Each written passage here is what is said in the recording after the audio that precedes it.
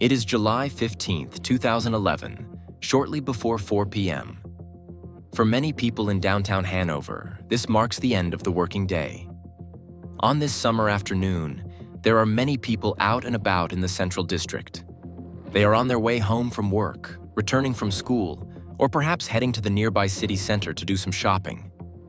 A man with an umbrella is also out and about. It's July, but it's a cloudy day with a few raindrops falling from time to time. The man has a folded umbrella in one hand and is talking on the phone with the other. He's walking down an inconspicuous back street. It is not as busy there as on the other side of the row of houses. Only a few people are walking around here this afternoon. A few residents or people from one of the surrounding offices. Nevertheless, the man walks very close to another passerby. As he passes, he touches him with the tip of his umbrella. A few months later, this very passerby will die as a result of this contact with the umbrella.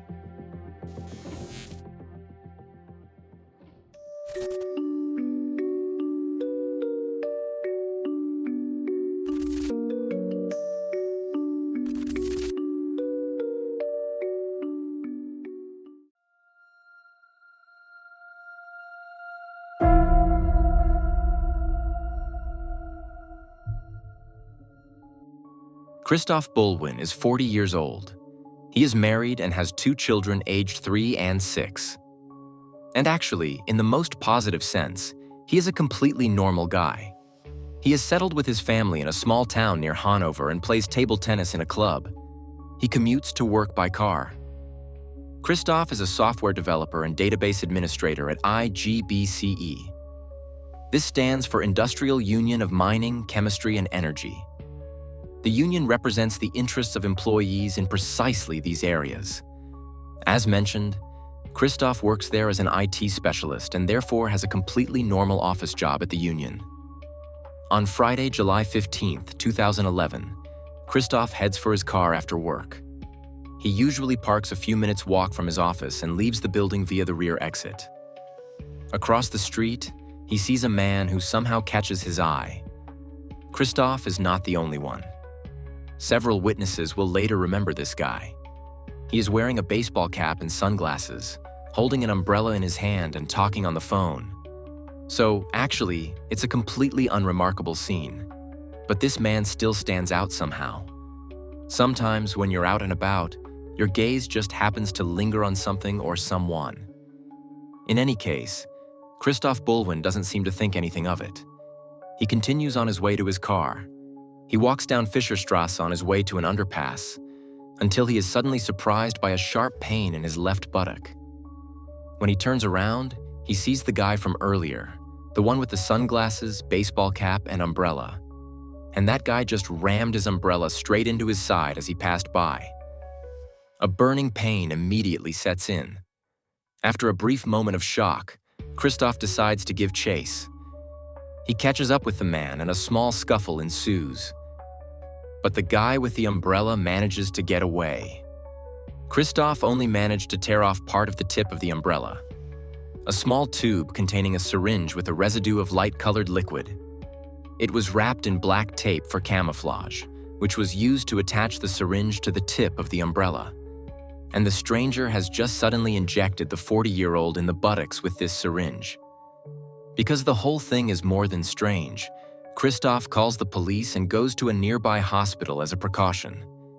Who knows what a complete stranger has just injected him with?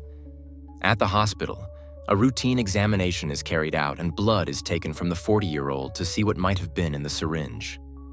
The doctors initially suspect that Christoph may have been injected with drugs. However, his condition remains stable throughout the afternoon at the hospital. Apart from the shock and confusion, he's doing well so far. Everything seems normal, so it's not drugs after all. That's why we now have to wait for the lab results. You may have heard of cases where people have deliberately tried to infect others with the HIV virus by injecting them. Such cases are rare, but so are cases of strangers injecting people with umbrellas in the street. So Christoph is given HIV prophylaxis medication, just in case. The family man is then discharged and sent home. The incident with the umbrella and the syringe is more than bizarre, but there does not appear to be any acute danger. The police are investigating the assault by an unknown person and 2 days later issue a call for witnesses. Of course, the police are also trying to find out what Christoph was injected with. Once home, Christoph is no longer feeling well. He is struggling with severe nausea. But the doctor at the hospital had already warned him about the strong side effects of HIV prophylaxis. Christoph therefore decides to stop taking the medication. After that, things start to look up again over the weekend. 2 days after the strange incident, Christoph seems to be back in top shape. The shock still lingers, and of course, Christoph is still waiting for more information from the police. But it is slow in coming. The investigators are still in the dark. The residual liquid that Christoph and the first police officers who were called to the scene saw in the syringe has evaporated after a few days. This happens with some chemical compounds due to changes in the ambient temperature. This makes the investigation difficult, of course. Otherwise, however, Christoph is doing just as well as ever. Until July 22nd.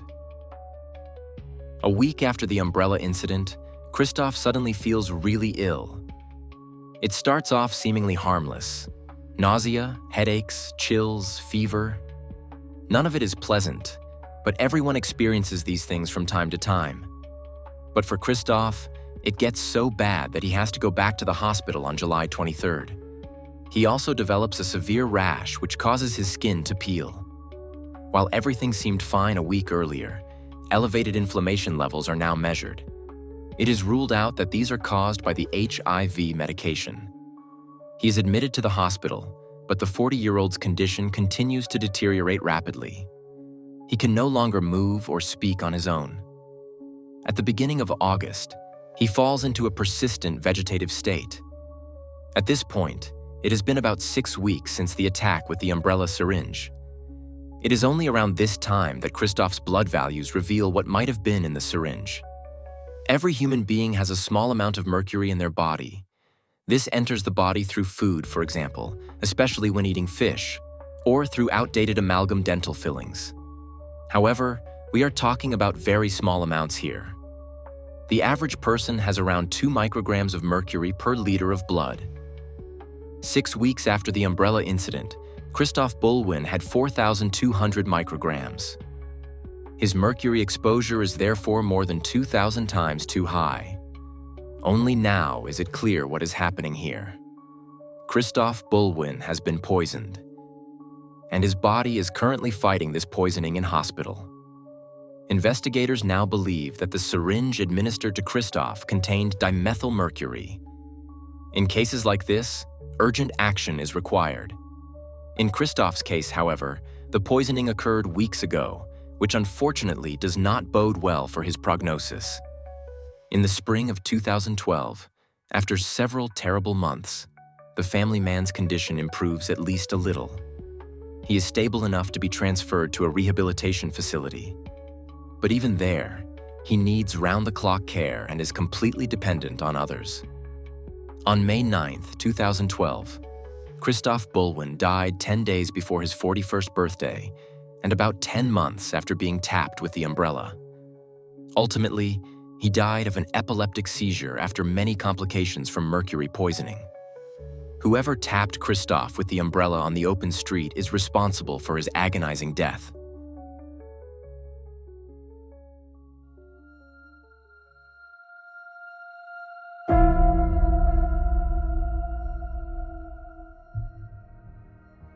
The public prosecutor's office is no longer investigating for bodily harm, but for a suspected homicide. The homicide division is also getting involved in the case. Thanks to Christoph Bulwin's attentiveness, there is a detailed description of the perpetrator. Christoph described the man immediately after the crime in 2011 as follows: approximately 40 to 50 years old and between 1.75 meters and 1.85 meters tall. Very slim build, rather gaunt. Accordingly, he also had gaunt features and prominent cheekbones.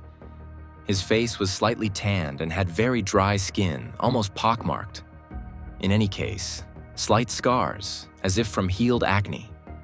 Thin lips, dark blonde to light brown short hair. He also had a large beige bandage on his right cheek. The man was wearing a baseball cap with white lettering and sunglasses. He was also wearing faded light blue jeans and a shiny black leather jacket. And of course, he had a black umbrella with him. I have to say, this is probably one of the best and most detailed descriptions of a perpetrator I've ever heard. That should be encouraging, especially since other witnesses also saw the man and their descriptions match. It's clear to investigators that the perpetrator must have been well-versed in chemistry. Dimethylmercury is not something you can just get hold of. What's more, the substance is really dangerous, even if you just inhale it. In theory, you can also produce the chemical yourself, but even that requires skills that you can't just pick up from a book or the internet. And you also have to be allowed to obtain the individual components first. This is only possible if you can prove that you have a legitimate research interest and provide your details. At least in Europe and the US, the guidelines are very strict. The perpetrator must not only have known how to obtain it, but also how to handle it without endangering themselves while preparing the syringe. Even a tiny dose can have fatal consequences. In 1996, for example, chemist Karen Vetterhan had a laboratory accident. Vetterhan was an American researcher and an absolute authority in her field. She conducted research on the influence of heavy metals on human health in particular, and therefore worked with substances that even many of her colleagues avoided. And for good reason, as the story of Karen Vetterhan herself shows. She got a single drop of dimethylmercury on her latex glove in the laboratory. She disposed of the glove immediately afterwards. But because the glove was probably slightly porous, the mercury was still absorbed by her skin. As I said, a single drop through a glove. 10 months later, Karen Vetterhan was dead, after a health odyssey similar to that of Christoph Bulwin. By manufacturing, procuring, and preparing the murder weapon, the perpetrator also put himself in danger. But how did he manage that? And above all, why? One approach would be that Christoph's employer also dealt with companies related to the chemical industry. The police therefore believe it is possible that the crime against Christoph could have been a kind of act of revenge. Perhaps by someone who felt let down by the IGBCE. So it may not have been Christoph Bulwin specifically who was targeted, but rather the union as an institution. And that Christoph simply had the misfortune of encountering the perpetrator at the wrong moment. We will come back to this option in more detail in the next chapter. In 2013, the police closed the investigation without any results. The leads had simply been exhausted. They had thoroughly investigated both Christoph's private and professional life. They had compared the data from all cases reported to poison control centers. However, they had not been able to find a potential perpetrator. There were not even any clues as to possible enemies or conflicts in Christoph's private life.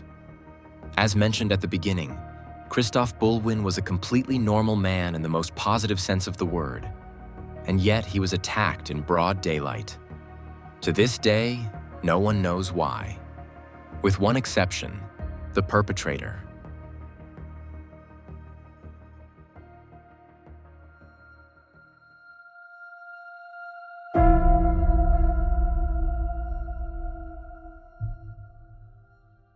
The Christoph Bulwin case is still considered unsolved today. There are various theories about what might have happened. Let's take a look at the most common theories and see where the investigation stands today. Because in the last few years, a few things have actually come to light. But first things first. It sounds a bit absurd at first, but the police must, of course, investigate all possibilities. And so, early on, they considered whether Christoph could have inflicted the mercury poisoning on himself. He is said to have complained of anxiety and worries about the future before the poisoning. He also had life insurance that came into effect around the time of the crime. He took out the life insurance policy in 2008. And there was a clause in it stating that it would take 3 years from then until the insurance would pay out in the event of death. However, I personally have to say that I find the timing of taking out the insurance policy quite logical. After all, Christoph's younger child was 3 years old at the time of the poisoning. So if he took out life insurance around the time of the birth of his second child, I don't find that particularly suspicious. What is somewhat more puzzling is a DNA trace on the adhesive tape that the police discovered in 2011. This was used to attach the tube with the syringe to the umbrella. Christoph tore off this construction and later showed it to the police. So it's clear that there are traces of his DNA on it. However, there are also traces on the inside of the adhesive tape. This would suggest that Christoph made the murder weapon himself. For a while, the police actually believed this to be the case, as traces of mercury are also found in Christoph's car. However, Christoph is also said to have stated that he threw the syringe into his car after the initial shock. He then took it upon himself to contact the police and made a phone call. So it is logical that he put the syringe down somewhere. That would explain the residues. Initially, despite all the possibilities, the investigators even consider it very plausible that Christoph Bulwin poisoned himself. This is possibly one of the reasons why the investigation was closed in 2013 and no cell tower analysis was carried out. According to Christoph, the perpetrator made a phone call. If this had been looked into immediately in July 2011, this information might have at least narrowed down the circle of suspects. But that didn't happen. At least from today's perspective, there is a lot to contradict this theory. The fact is that the suspect was seen and described by several witnesses, not just by Christoph himself. And the witnesses all emphasize that the man had an umbrella with him. Everything points to the fact that this man, and thus also the perpetrator, really existed. And I think that after what you've heard today about mercury, it's clear what kind of suffering the substance causes. Anyone who has studied the substance to the extent that they have it in their possession knows this. It is a slow, agonizing death with unimaginable pain over months or even years. It is really inconceivable that anyone would voluntarily do this to themselves. Sure, one could argue that Christoph chose a method and substance that sounds rather far-fetched so that the insurance company would pay out. But that seems very far-fetched. More importantly, in 2023, the evidence is re-examined for DNA traces. And that's a good thing, because now it turns out that the DNA on the tape is not Christoph's at all. Unfortunately, no further details are known. However, it may be that in 2011, a mixed trace or a DNA segment that was too small led to the incorrect assessment. So that theory is basically dead in the water. Christoph was an IT specialist, not a chemist, even though he worked for the Chemical Workers Union. But that still wouldn't have given him the right, let alone the ability, to get hold of or manufacture the stuff. As you just heard, the investigation had actually been closed since 2013. Nevertheless, 10 years later, there was a reevaluation. This was mainly due to a case that brought the cold case of Christoph Bulwin back to the forefront. The case of the so-called lunchbox murderer. Between 2016 and 2018, crimes were committed in Bielefeld that bore some similarities to the murder of Christoph Bulwin. Not only because of the relative proximity to Hanover. During this period, a man named Klaus O. repeatedly poisoned his co-workers' lunchboxes and drinks with various substances. Among other things, he used dimethylmercury. One colleague even died as a result. This is so rare that a possible connection between the cases is being investigated. The perpetrator had set up a small laboratory in his basement where he produced everything he needed to poison his colleagues. The perpetrator has since been sentenced to life imprisonment with subsequent preventive detention. But even after that, the homicide squad continued to investigate other suspicious cases that could be linked to Klaus O. There were 21 cases in total. One of them is the Christoph Bulwin case. To date, no connection has been proven. Nevertheless, the investigations surrounding the lunchbox killer have led to the reopening of the Christoph Bulwin case. This has also led to new DNA tests, which actually rule out the initial theory. And something else has come to light during this investigation. There are at least 2 other male DNA traces on the syringe. This could indicate that the perpetrator did not act alone, but had help. Incidentally, neither of the 2 DNA traces matches the lunchbox killer. In a podcast from 2024, the detective in charge does not completely rule out a connection. The Christoph Bulwin case is even featured again in a television program in 2022. After the program airs, the police receive a good 300 tips. In some areas, these leads were still being evaluated in 2024. Specific names were also mentioned.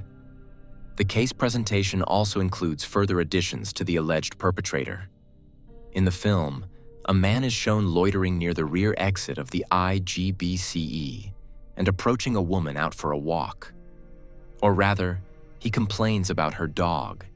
The man speaks German without an accent or dialect and complains that the witness's dog has peed on the side of the road. He says that if he did that as a human being, everyone would complain. No wonder, then, that she remembers him so well. She had seen the man there from time to time since the end of June 2011. And the police assume that this man is the perpetrator. This would imply that the perpetrator thoroughly scouted out the IGBCE office, and perhaps also Christoph's habits. And that was a full 2 to 3 weeks before the crime took place. And that, in turn, actually speaks against another theory, namely, that Christoph was not actually the real target of the attack. As mentioned, if we assume that the police are correct and that the perpetrator had been observing everything for a long time, this seems rather unlikely. However, at first glance, a case of mistaken identity actually makes more sense than anything else, does it not? The police were unable to find any evidence of any conflicts in Christoph's life, neither professionally nor privately. The only connection between an attack on Christoph with a chemical substance and Christoph himself is nevertheless his employer. Christoph worked for the Chemical Workers Union, albeit only as a software developer and database administrator. But the police believe it is possible that the perpetrator was disappointed by the union in general at some point. For example, because the union did not help him after he was fired or even after an accident at work, and that he therefore wanted to take revenge, not on a specific person, and that Christoph was simply incredibly unlucky to have been caught up in it. Actually, you'd think it would be quite easy. Just look through all the union's cases and clients. But the union has about 630,000 members and represents 4,000 companies. The police are working their way through the data bit by bit, but with such a large amount, it's taking a long time, of course. That's why it makes sense to consider other theories, even if they may sound far-fetched at first. I don't know about you, but to me, the case sounded unique. But in fact, it isn't. And the investigators noticed that too. Many years earlier, in 1978, there was a similar case in London. At that time, Georgy Markov, a Bulgarian writer critical of the regime, was injected in the leg with an umbrella syringe. Not with mercury, but with the plant toxin resin. Markov was standing at the Waterloo Bridge bus stop in the middle of the city. And then the umbrella with a prepared syringe was thrust into his leg. Markov died just 4 days later. The crime is believed to have been carried out by the Secret Service acting on behalf of the Bulgarian government. According to the police, it cannot be ruled out that there is also a connection to Secret Services in our case from Hanover. However, investigators consider this to be rather unlikely. One thing is certain. Even though there is this similar case from England, the Christoph Bulwin case is absolutely unique in Germany. Nothing like this has ever happened before or since. And to this day, everyone is still puzzling over why it happened to this inconspicuous family man of all people. There is even a theory that he may have been active on the darknet and become involved in dubious activities there. However, this theory is based solely on the fact that Christoph, as a software developer, was very knowledgeable about computers. Beyond that, there is no evidence to support this. Like so much else in this case, it is pure speculation. The fact that Christoph Bulwin was able to tear off the syringe from the umbrella means that at least the perpetrator's DNA has been obtained. And that means that despite everything, there is still a good chance that the perpetrator can be caught. Even though almost 15 years have passed since the mysterious umbrella murder. At this point, I would like to express my condolences to the bereaved and wish them all the best. And above all, of course, that this crime can still be solved. What do you think about the case? And did you hear anything about it at the time? The idea that something like this could happen in the middle of Europe is really shocking. And in broad daylight, on the open street. I really hope that this case can still be solved. The description of the perpetrator is so precise that I actually think this guy must have been noticed by someone somewhere. And I hope that this is exactly what will eventually convict him. Feel free to share your thoughts on the case in the comments. By the way, this also supports the channel, because any interaction increases the likelihood that the video will be recommended to people who haven't subscribed to Insolito yet. Other than that, there's not much else to say. I wish you a good morning, afternoon, or evening, depending on when you're watching the video, and I hope to see you again in the next video. Until then, ciao everyone.